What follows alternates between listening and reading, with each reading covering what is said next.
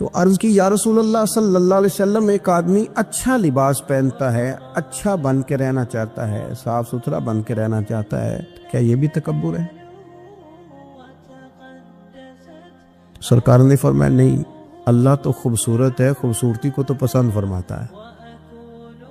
تو یا رسول اللہ صلی اللہ علیہ وسلم پھر تقسیم کس طرح کریں؟ تکبر کے مفہوم کو کیسے سمجھیں؟ تو دو باتیں نبی پاک علیہ السلام نے ارشاد فرمائی، سارے عنوان کو ان دو باتوں میں سمجھا جا سکتا ہے۔ محبوب فرمانے لگے تکبر تو یہ ہے کہ بندہ حق قبول نہ کرے اور دوسرے بندوں کو اپنوں سے حقیر سمجھے۔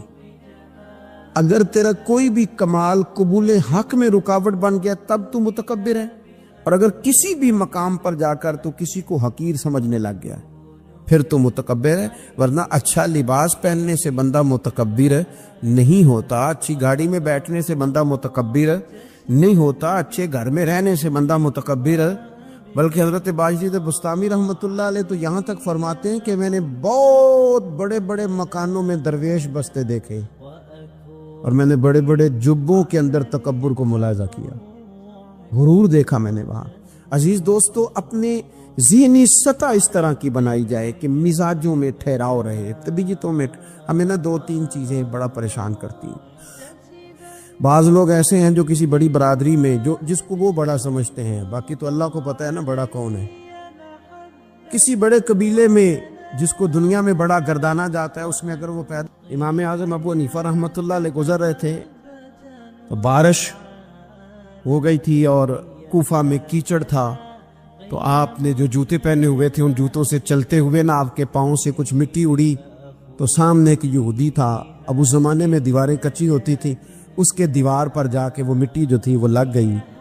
اب امام صاحب بڑے پریشان ہوئے کہ میں نے اس کی دیوار کو آلودہ کر دیا۔ یہاں تو لوگ اپنی اینٹیں رکھتے رکھتے کئیوں کی دیواریں توڑ ہی دیتے ہیں، اور پھر وہ اس پر ماننے کو بھی تیار نہیں ہوتے، تسلیم کرنے کو بھی تیار نہیں ہوتے۔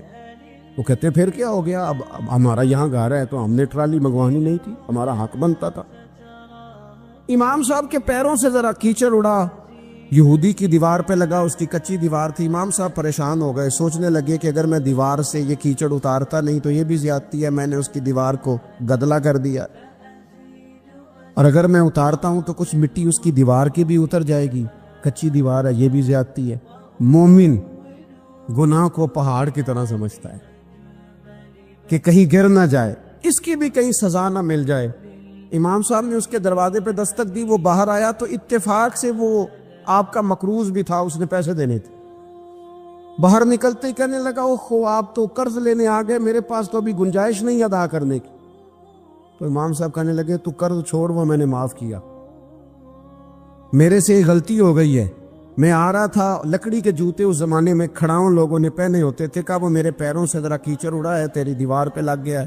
اب میں بڑی دیر سے کھڑا سوچ رہا ہوں کہ اگر میں تیری دیوار صاف نہ کروں تو میں نے یہ میلی کر دی، گدلی کر دی، یہ بھی بات درست نہیں ہے، زیادتی، اور اگر میں اسے صاف کرتا ہوں کچی دیوار سے کچھ مٹی اتر جائے گی تو یہ بھی زیادتی ہے، اب تو بتا میں کیا کروں۔ تو بے موسمہ پھل تھا نا یہ، تو بے موسمہ پھل دیکھ کے بندہ حیران ہو جاتا ہے، جو باتیں روٹین میں نہ ہو رہی ہوں وہ ذرا انوکھی لگتی ہے، بندہ حیران ہو گیا، غور سے امام صاحب کا چہرہ دیکھنے لگا، غور سے چہرہ دیکھنے لگا، ابھی تھوڑی دیر سوچنے کے بعد کہنے لگا حضور پہلے میں نے دین اسلام کے بارے میں پڑھا اور سنا تھا، پہلے میں نے سنا تھا کہ دین اسلام اس طرح کا ہے، آج میں نے دین، ہم نہ پوری دنیا کے کافروں کو دین سنانا چاہتے ہیں، دکھانا نہیں چاہتے، ہم نیک نظر آنا چاہتے ہیں، نیک بننا نہیں چاہتے، ہم نیک نظر آنا چاہتے۔ نتیجہ کیا نکلتا ہے کہ کچھ عرصے کے بعد پتہ چل جاتا ہے بندہ کس لیول کا نیک ہے، کیا معیار ہے اس کی نیکیوں کا۔ کہنے لگا حضور پہلے میں نے دین سنا تھا، آج دیکھا ہے، آپ وہ مٹی کی دیوار پر جو کیچڑ لگ گیا ہے دیوار کو بعد میں صاف کیجئے گا، پہلے کلمہ پڑھائیں تاکہ میرے اندر کا کفر صاف ہو جائے، مجھے مسلمان کر دے۔ جب بندہ بہت زیادہ غافل ہو جاتا ہے پھر اعلانیہ گناہ کرنے لگتا ہے، ایک گناہ پھر اس کا اظہار گناہ۔ ایک بندہ، حدیث پاک میں آتا ہے، ایک بندہ رات کو کوئی غلطی کرتا ہے اللہ تعالیٰ اس پہ پردہ ڈال دیتا ہے، لیکن وہ سویرے خود لوگوں کو بتاتا پھرتا ہے میں نے یہ کیا، میں نے یہ کیا۔ جب آپ اظہار گناہ کرتے ہیں نا تو سامنے والا بھی دلیر ہوتا ہے، کہتا ہے اس نے کیا میں کر لوں گا تو پھر کیا ہوا۔ ہمارے علماء نے لکھا ہے کسی کی نماز قضا ہو جائے تو کسی کو بتائے نہ، قضا پڑھ ڈالے، اس کا جگہ جگہ ذکر نہ کرے۔ جب آپ کہیں گے نا میری قضا ہو گئی تو آپ کے ساتھ رہنے والا بچہ دوست سمجھے گا یار اس کی قضا ہو گئی ہے تو میری بھی ہو جائے گی تو کیا ہو۔ گناہ کرنا بھی گناہ ہے اور گناہ کا اظہار بھی گناہ ہے۔ نبی اکرم صلی اللہ تعالی علیہ وآلہ وسلم نے ارشاد فرمایا میری ساری امت کو معافی مل جائے گی سوائے ان لوگوں کے جو اعلانیہ گناہ کرتے ہیں۔ یہ بخاری مسلم دونوں میں حدیث موجود ہے۔ جو اعلانیہ گناہ، جنہوں نے خود ساری دنیا کو گواہ بنا لیا میں نے یہ بھی جرم کیا، یہ بھی کیا، یہ بھی کیا، یہ بھی کیا، خود انہوں نے لوگوں کے، بہت بڑے غافل آدمی کی علامت ہے کہ گناہ کرے اور پھر اوپر سے اعلانیہ گناہ کرے، اتنا بڑا جرم کرے۔ پھر اگر ہم دیکھنا چاہیں کہ ہم غافل تو نہیں، تو غافل بندے کی چوتھی علامت یہ ہوتی ہے کہ وہ فضول کاموں میں وقت بڑا ضائع کرتا ہے۔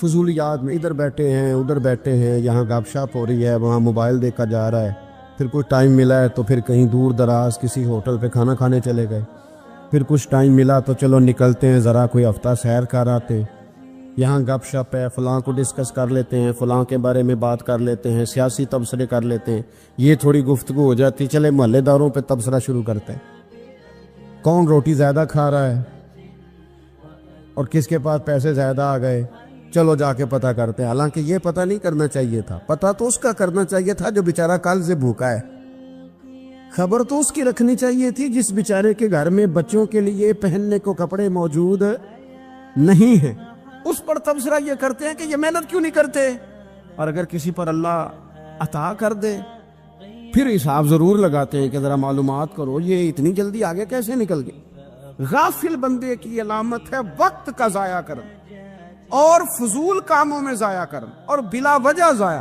اور ایسے سوالات کرنا جن کی ضرورت ہی کوئی نہیں، بالکل ضرورت ہی نہیں، کوئی مطلب ہی نہیں، لیکن ہم لوگ وقت ضائع، یہ غفلت کی علامت، غفلت۔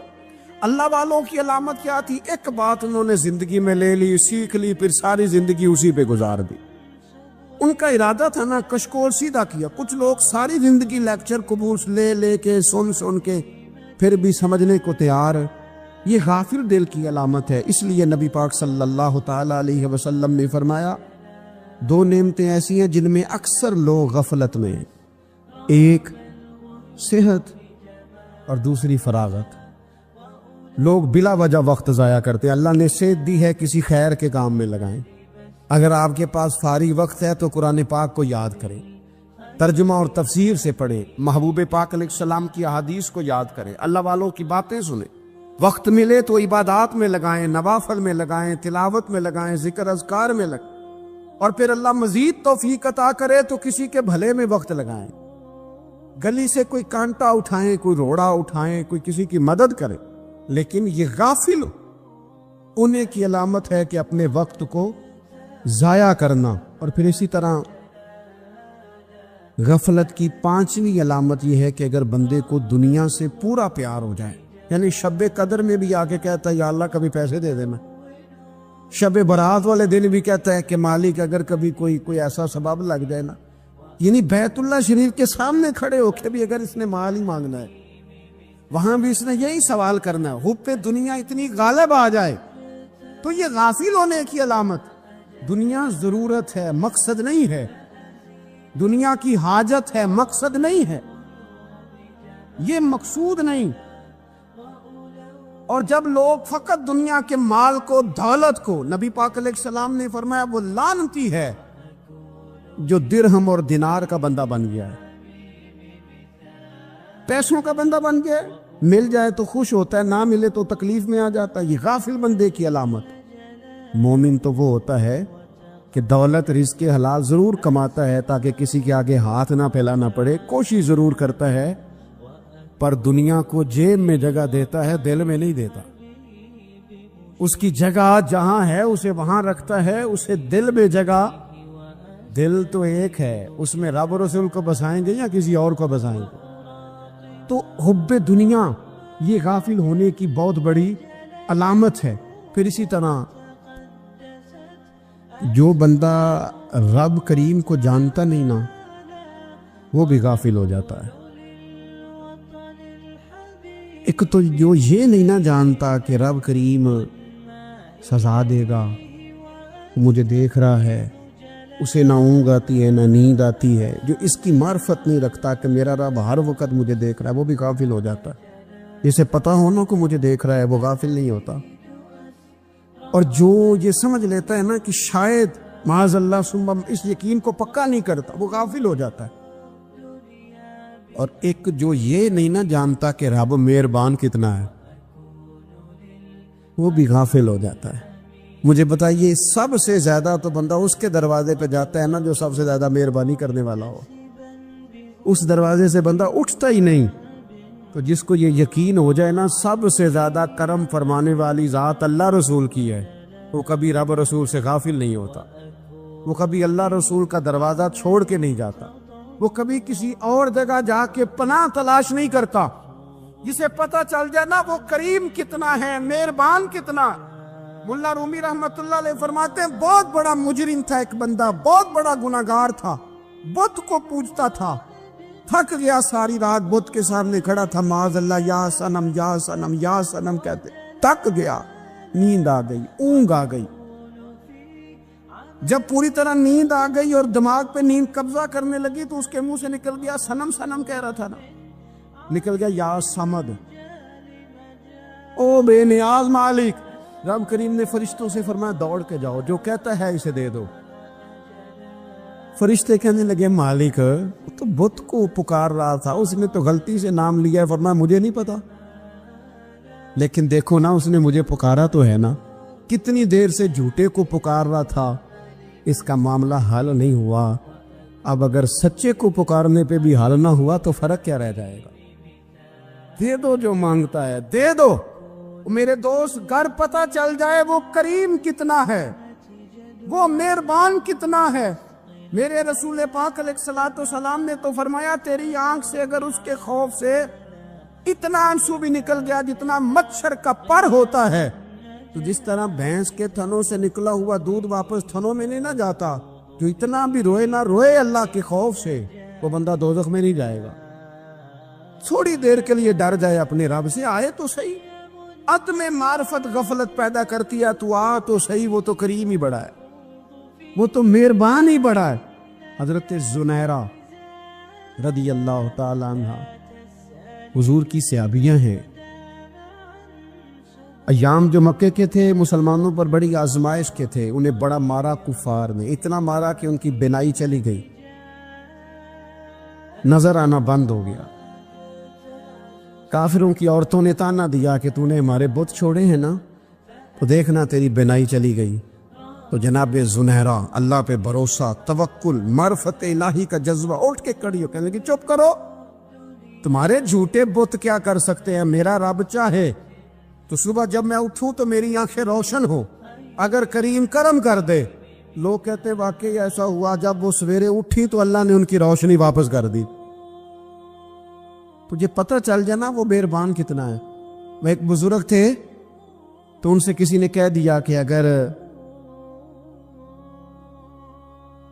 آپ کا حساب آپ کے ماں باپ کے ذمہ ہو جائے تو پھر کیسا، پوچھنے کے لیے قیامت میں اگر ماں باپ حساب لیں تو پھر کیسا۔ تو بڑے سیانے لوگ تھے جو دل والے تھے، کہنے لگے نہیں، رب کریم ہی ٹھیک ہے، اس لیے کہ وہ ماں باپ سے کہیں بڑھ کر پیار کرنے والا۔ اگر یہ معرفت مل جائے وہ کریم کتنا ہے، اور جب بندہ پوری طرح اس کی بارگاہ میں آ کے تڑپ جاتا ہے نا، مولا میں جاؤں کدھر، تیرا دروازہ چھوڑ کے جاؤں کدھر۔ اقبال کہتے ہیں وہ ایک سجدہ جسے تو گراں سمجھتا ہے، 1000 سجدوں سے دیتا ہے آدمی کو نجات۔ تجھے جگہ جگہ جھکنا نہیں پڑے گا اگر تو صحیح معنوں میں اپنے رب کی بارگاہ میں جھک جائے۔ تو میرے عزیز کوشش کریں کہ اس کی معرفت، اس کا کرم، اس کی عطا اور اللہ تبارک و تعالیٰ کے حاضر و ناظر ہونے پر عین الیقین، عقل یقین حاصل کریں۔ اور پھر کہ غافل لوگوں کی صحبت بھی بندے کو غافل کر دیتی ہے۔ غافلوں کی صحبت میں نہ بیٹھے، ان کی صحبت میں بیٹھے ان کے پاس بیٹھنے سے دل میں رب رسول کی محبت پیدا ہوتی۔ غافلوں سے بچیں، چنگیاں دے لڑ لگی ساں تے چولی چ پھل پئے، کہ جدوں میں پیڑیاں دے سنگ رل گئی تے میرے اگلے بھی ڈول گئے۔ برے آدمی کی صحبت بندے کو غافل کر دیتے، غافلوں کی صحبت میں کبھی نہ بیٹھے، کبھی نہیں۔ غافل آدمی آپ کو غافل کر دے گا۔ میرے نبی پاک علیہ الصلوۃ والسلام نے فرمایا انسان اپنے دوست کے مذہب پر ہوتا ہے۔ یہ بہت بڑے لفظ ہیں۔ فرمایا المرء علی دین خلیلہ، انسان اپنے دوست کے مذہب پر ہوتا ہے۔ تو دیکھ تو نے دوست کس کو بنایا، جو تیرے دوست کا مذہب ہوگا وہی تیرا ہو جائے گا۔ ہم نے دوست بنایا نا غوث پاک جیلانی کو، ہم نے یاری لگائی ہے نا داتا علی اجمیری سے، ہماری نسبت ہے نا معین الدین اجمیری سے، ہمارا تعلق ہے نا بہاؤالدین زکریا ملتانی سے، ہمارا رشتہ ہے نا حضرت مجدد الفسانی سے، ہم ماننے والے ہیں نا اعلیٰ حضرت بریلوی کے، ہمارا تعلق ہے کبھی جماعت علی سے کبھی مہر علی سے، ہمارا ان سے تعلق ہے تو صبح شام ہماری زبان پہ رہتا ہے بلغ العلا بکمالہ کشفت دجا بجمالہ حسنت جمیع خصالہ صلو علیہ وآلہ۔ ان سے تعلق جڑا ہے نا تو کئی دفعہ تنہائیاں تڑپا دیتی ہیں اور تڑپ کے کہتے اج سکھ متران دی ودیری ہے، اج سکھ متران دی، سکھ کہتے ہیں اڈیق کو، متر کہتے ہیں محبوب کو، اج سکھ متران دی ودھیڑی ہے۔ کیوں دلڑی اداس گھنیری ہے، لو لو وچ شوق چنگیری ہے، اج نینا لائیاں کیوں جھڑیاں، سبحان اللہ سبحان اللہ سبحان اللہ۔ پہلے کہتے ہیں سکھ متران دی ودھیری ہے یعنی اداس ہو، پھر حضور کے جلووں پہ نظر کرتے ہیں، کہتے ہیں سبحان اللہ سبحان اللہ، ماں اجمل کا، ماں احسانہ کا، ماں اکمالہ کا، اور پھر فوراً کہنے لگے او کتھے میرے علی، او کتھے میرے علی تے کتھے تیری سنا، اب ایکھو مشتاق اکھیں کتھے جاڑیاں۔ سونا موڑا آمد تیرا یار پیلو سادی آری جان، اپنی تے گل کرے گا رب دی بولی بول، سن کے مٹھڑے بول دیڑیو من میرا پیا ڈول، من میرا پیا ڈول، ہاتھ بلند کر کے تیریاں کیا باتاں، تیریاں کیا باتاں، تیریاں کیا باتاں، تیریاں کیا باتاں، تیریاں کیا باتاں۔